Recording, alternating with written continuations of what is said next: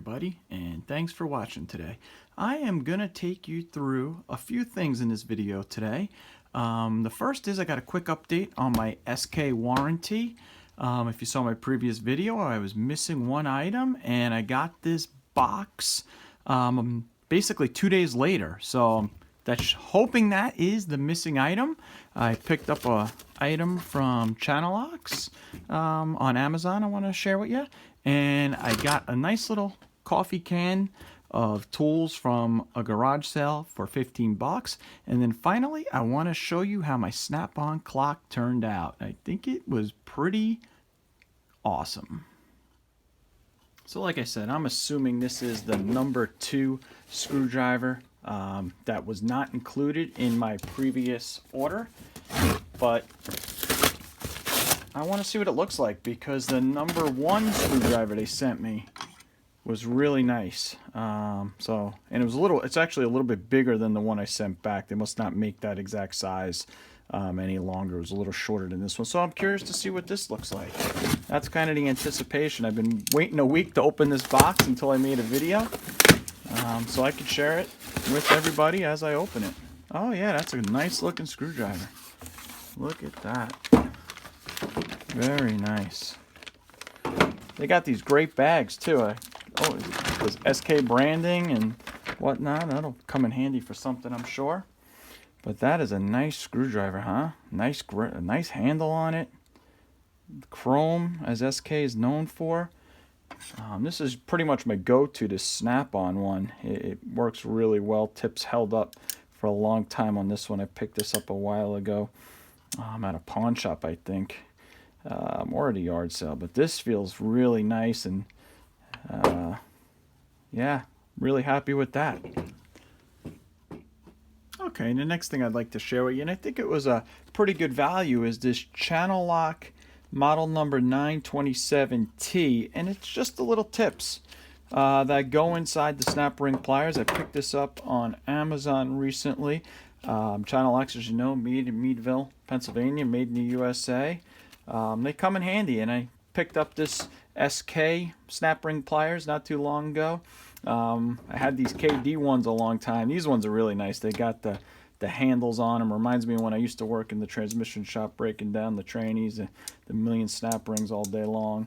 But until I had this, all I had was this old set of OTC that had some tips in it, because whenever you find these at yard sales, they're pretty common and they're not super expensive, but they very rarely have all the tips. So that's a great purchase if you don't have any or you need some. It's got all the things you need in there, including even the little screws that hold them in if you don't have those as well. Next, I have this coffee can full of tools I picked up at a yard sale. Paid 15 bucks for everything in it. Be curious to see what you guys think, if I got a good value or not. Some unique stuff, kind of cool. So first thing is this really old little socket set, 1/4-inch drive. It's complete and it's full, so thought that was kind of neat.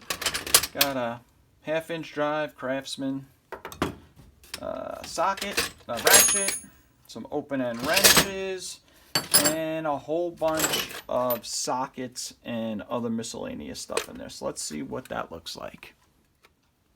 Okay, so this is everything that was in the tub. I'm not going to bore you with everything, but there are a couple of nicer, cool items. First one being this SK 15/16 6-point socket, nice heavy duty. Thought that was pretty neat. This will help me complete a set because I currently only have 7/8 is the largest one, so that'll be one more in that set. A couple of metric wrenches, but what I like about this one is it's a 6-point and it's still brand new, so that's a nice one. And then I guess where the money kind of is in this is in these bigger sockets. So this is a 30mm and a 32mm Craftsman 1/2-inch drive, and then this nice big 1.5-inch drive. It's a 3/4-inch drive, 1.5-inch size 12-point big socket. So there's definitely some money in that. These are some metric sockets over here. And then how cool is this? I got 5 10 millimeter sockets. One deep 6-point, two 3/8 6-points, 12.38, and a 1/4 inch 6-point. That alone is worth 15 bucks when you need a 10 millimeter, right? They're priceless.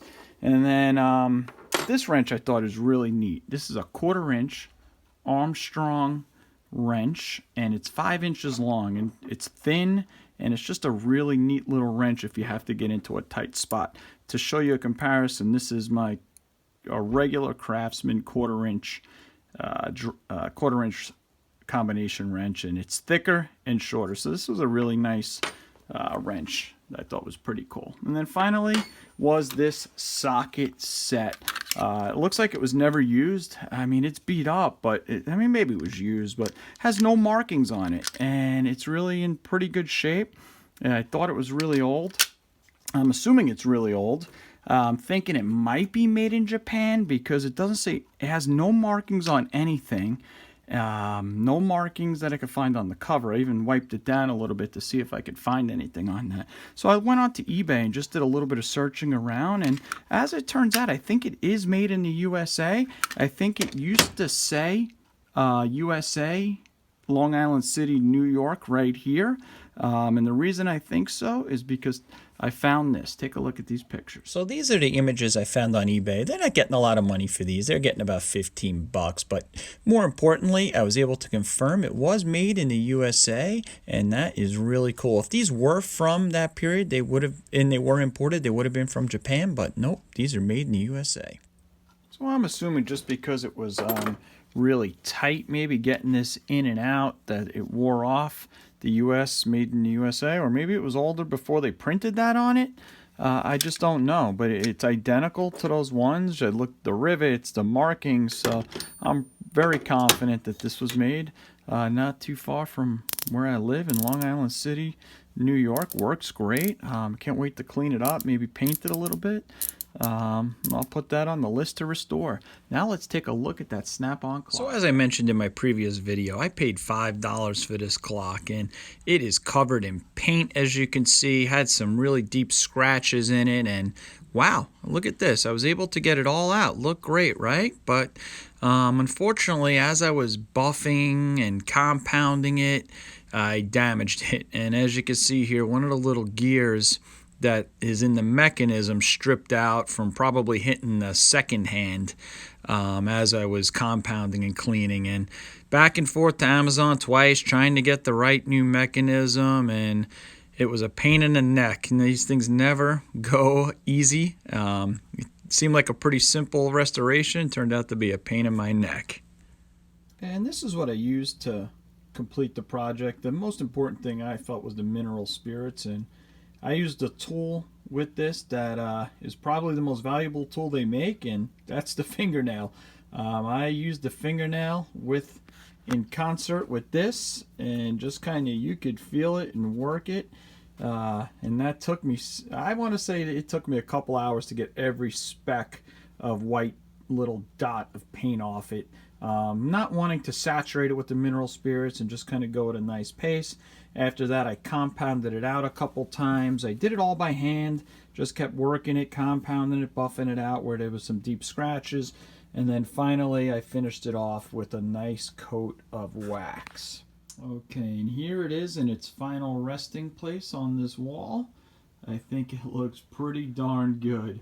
I felt like the dad from Christmas Story when I got this thing done, and I was able to hold it and carry it around the house, and I was like really proud how well it came out. Not because it was really hard to do, but I was just astonished in the condition of it. Let's take a closer look here. So as you can see, it's still got a little bit of scratches in it. You could see a little bit, but you could see my reflection in it. I mean, it is that shiny, and it is fantastic. Now these hands, I had when I finally got a mechanism that fit correctly and was the right length, I was unable to use the second hand. So that is the only thing with it that is not able to restore, was the second hand. But overall, really happy with that. Got $15 into it.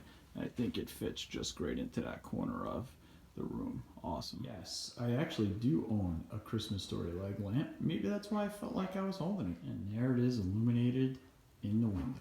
So thanks for watching today. Do those SK screwdrivers look right up there or what? I'll be giving those a workout as I put them in my fast rack, as I like to call that space. Please like and subscribe. Want to get to 100 subscribers here before Thanksgiving. I think that'd be really neat. Hopefully you enjoyed seeing some of these tools. Looking at the clock, I plan on doing some more restorations here, and if not tomorrow, in the next week. So like and subscribe, and thanks for watching. Have a great rest of your weekend.